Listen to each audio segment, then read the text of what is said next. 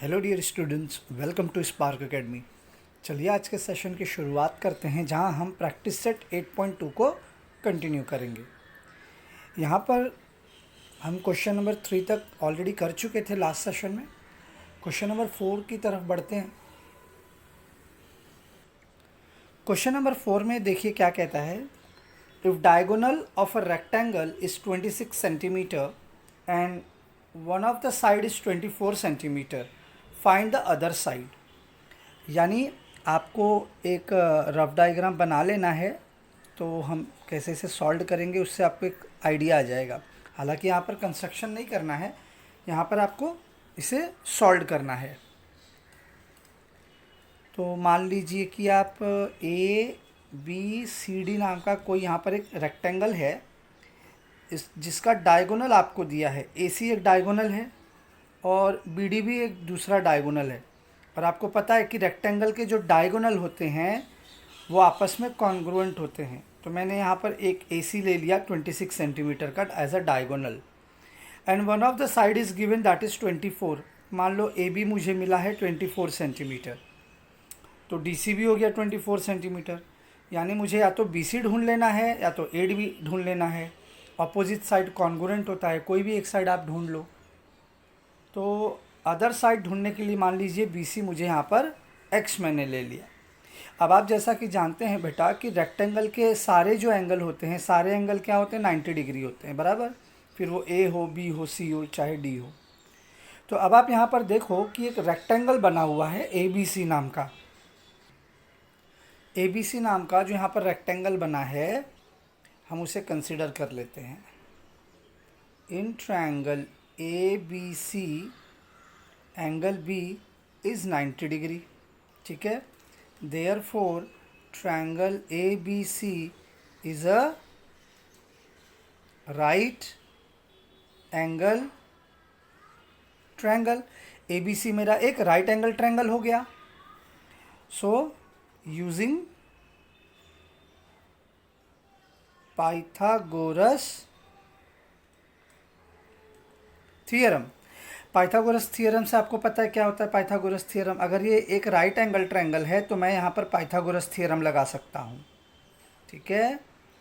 जिसमें होता है हाइपोटेनस का स्क्वायर। देखो हाइपोटेनस क्या होता है बेटा, 90 का अपोजिट साइड। एंगल भी 90 है, 90 का अपोजिट साइड है ए सी। हाइपोटेनस का square is equal to side 1 का square, that is A B square, plus side 2 का square, that is B C का स्क्वायर। अब ए सी का स्क्वायर यहाँ पर है 24 का स्क्वायर, ए बी का स्क्वायर है 26 का square, plus B C square. अब 24 का जो स्क्वायर है वो कितना होता है बेटा, 576 इज इक्वल टू 26 का कितना होता है, 676, प्लस बी सी का स्क्वायर। अब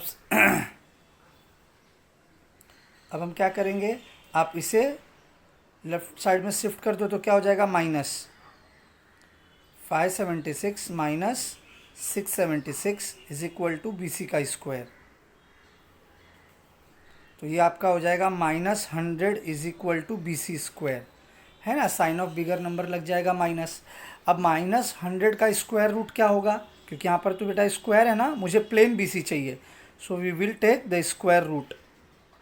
therefore my B C is equal to 10 centimetre. तो ये मेरा साइड आ गया। अगर बी सी 10 सेंटीमीटर होगा तो इसका जो अपोजिट है ए डी, ये भी मेरा 10 सेंटीमीटर होगा। तो कितना सिंपल और आसान था, इस तरीके से आपको करना था। बढ़ते हैं अपने दूसरे क्वेश्चन की तरफ। The length of diagonal of a rhombus A B C D are 16 centimetre and 12 centimetre. अब देखिए बेटा यहाँ पर आपको डायगोनल का लेंथ दिया है और वो है क्या, रोम्बस। तो चलिए आप रोम्बस ड्रॉ कर लो। आपको पता है ना रोम्बस क्या होता है, ऑल साइड्स इक्वल।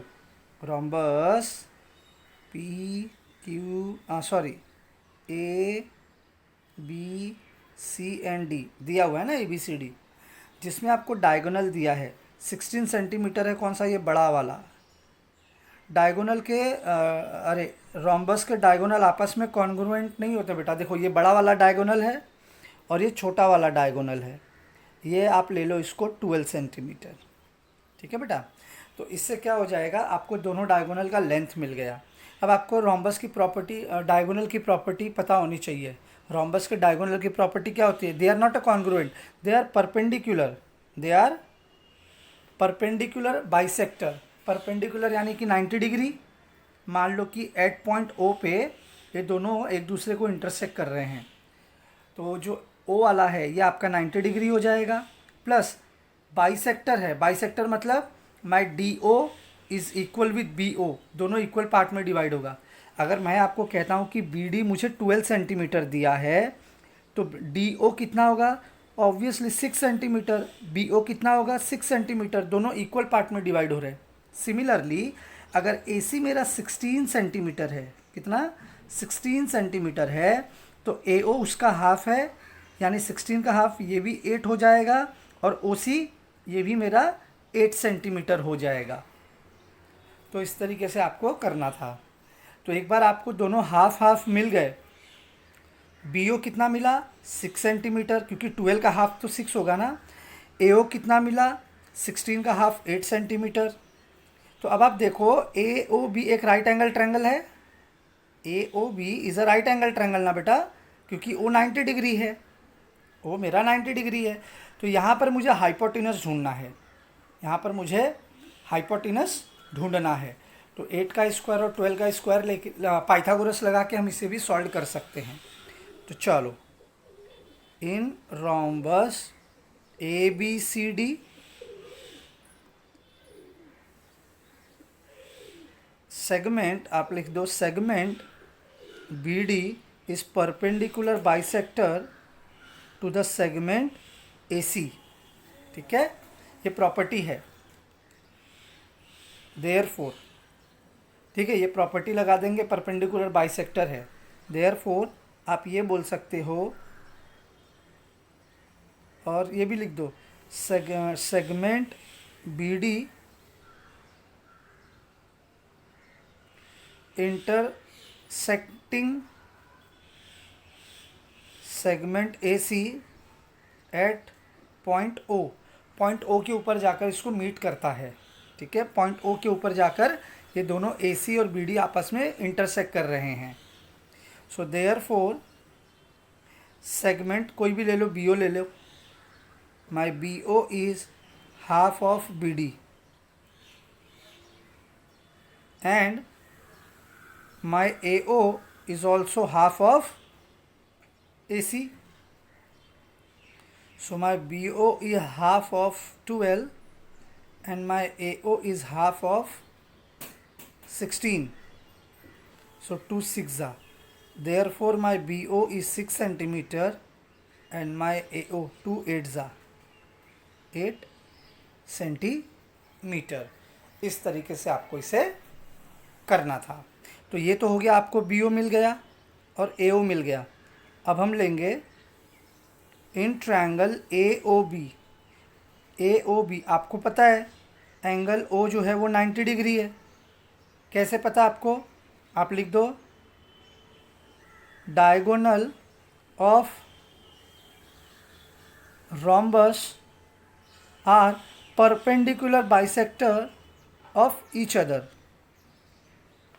ये प्रॉपर्टी ज़रूर लिख देना, जिससे कि आपको पता चलेगा कि एंगल ए ओ बी में ओ 90 डिग्री कैसे आया, क्योंकि डायगोनल जो होते हैं रोम्बस के वो आपस में परपेंडिकुलर होते हैं, वो आपस में परपेंडिकुलर होते हैं। ये सिंबल है परपेंडिकुलर का, आप चाहो तो वर्ड में लिख सकते हो, या तो ऐसा सिंबल भी दोगे तो भी चल जाएगा।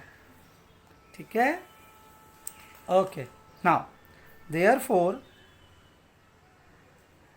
Using Pythagoras theorem.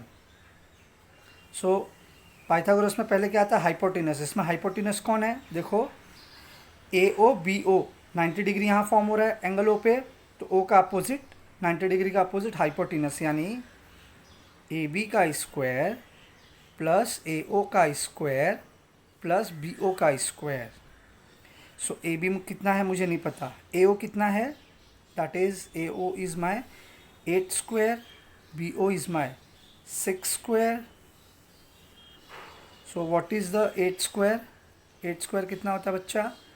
64, और 6 का स्क्वायर कितना होता है? 36, टुगेदर 100, टुगेदर 100. नाउ देयरफॉर अब यहाँ मुझे क्या मिला? ए बी का स्क्वायर ऐसा 100 मिला है. सो मैं अगेन क्या करूँगा? I will take the square root. Taking square root, आप स्टेटमेंट लिख लेना, taking square root, therefore my A B is equal to 10 centimetre. Okay fine. तो आई होप आपको ये भी समझ में आ गया होगा. बहुत ही सिंपल है, बहुत ही आसान है. बढ़ते हैं अपने नेक्स्ट क्वेश्चन की तरफ. Okay, find the length of diagonal of a square with side 8 centimetre. अब यहाँ पर बेटा आपको क्या कहता है? स्क्वायर का डायगोनल फाइंड करना है. किसका? स्क्वायर का. और आपको पता है स्क्वायर की प्रॉपर्टी क्या होती है?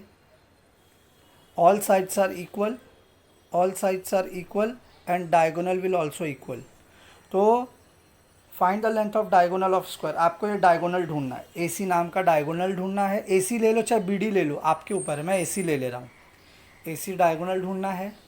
जहाँ पर आपको साइड बोलता है 8 सेंटीमीटर है. अगर एक साइड 8 सेंटीमीटर का होगा बेटा तो all sides will be the 8 centimetre, क्योंकि स्क्वायर की प्रॉपर्टी क्या है?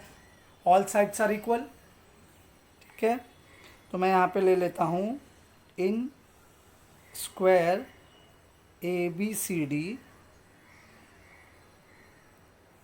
Using Pythagoras theorem. क्यों पाइथागोरस लिया? देखना बेटा, फिर से ये 90 डिग्री हो जाएगा ना. स्क्वायर के भी तो यही प्रॉपर्टी है, ऑल एंगल आर 90 डिग्री. ये भी 90 है, ये भी 90 है, ये भी 90 है. लेकिन यहाँ पर मैं क्या कर रहा हूँ? ए पूरा एंगल थोड़ी ले रहा हूँ, सी पूरा एंगल थोड़ी ले रहा हूँ. हाफ हो गया ना यहाँ से कट के. बी पूरा आ रहा है तो ये 90 डिग्री मेरा होगा. तो ये 90 का opposite, A C is the hypotenuse.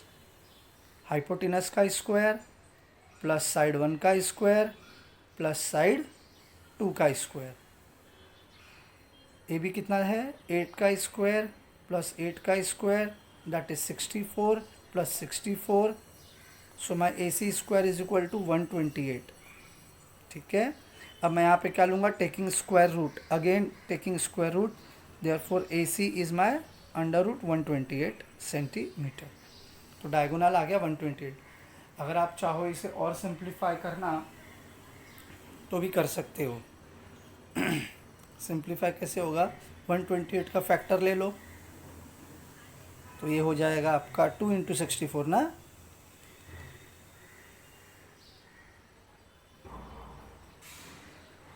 आपने ऐसे ही किया होगा ना. 64 टू ज़ा 128, तो 64 तो परफेक्ट स्क्वायर है. आपने ऐसे लिया होगा ना. 8 इंटू 8 इंटू 2 ये फैक्टर है, आप इसे छोड़ दो. 128 का ये फैक्टर है. 8 8 ज़ा 64, 64 टू ज़ा 128. तो ये 8 दोनों कॉमन आ जाएगा बाहर.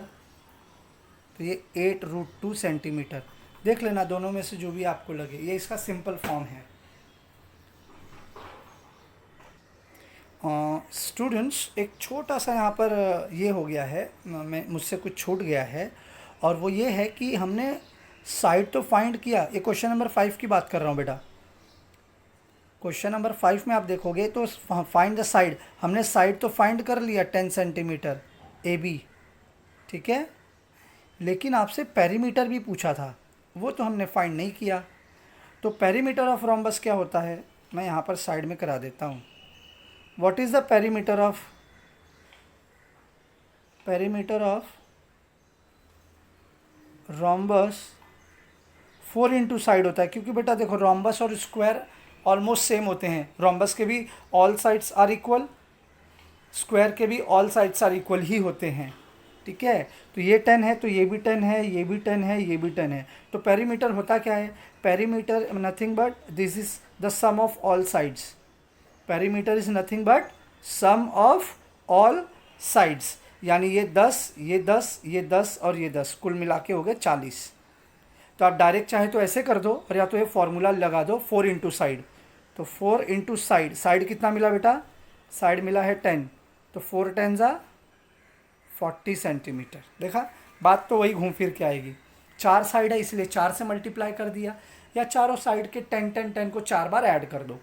तो एक छोटा सा मैं भूल गया था, आप इसे ऐड कर दीजिएगा अपने आंसर में।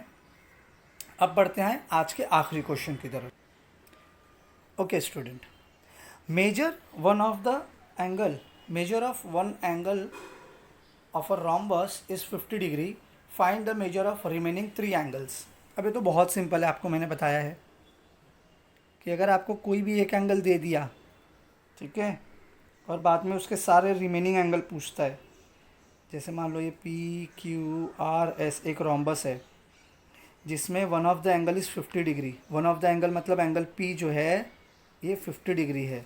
तो मैंने बताया था रोम्बस और पैरेललोग्राम के अपोजिट एंगल आपस में क्या होते हैं, कॉन्ग्रुएंट।